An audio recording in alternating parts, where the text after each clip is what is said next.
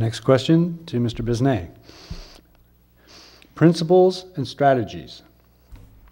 What principles or strategies do you think should guide city government, and how would that be put into practice? Well, I think the principle of city government should be to provide effective and competent services to the citizens and to provide the services that we are entitled to and that we pay for. Strategy, I think, goes in budgeting and providing for the appropriate resources to the various departments of the city in order to maintain the city as we see it.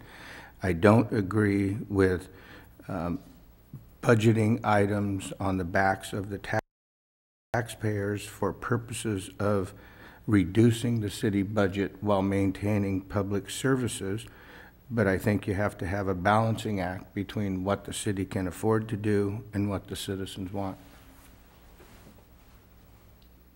Mr. Graska? Principles and strategy. I think that's pretty basic in that the basic purpose of city government in the first place is to provide fire, police, and then your basic services, meaning next comes engineering. If the citizens want more, depending on if it falls within that realm, then perhaps, the city needs to look into providing those services.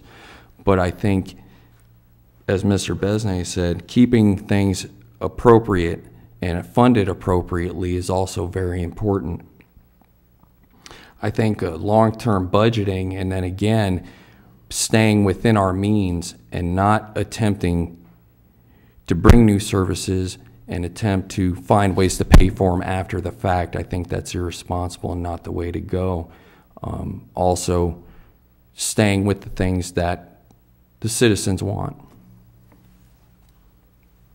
Ms. Kappas. Well, I agree that the principle would be providing for the citizens.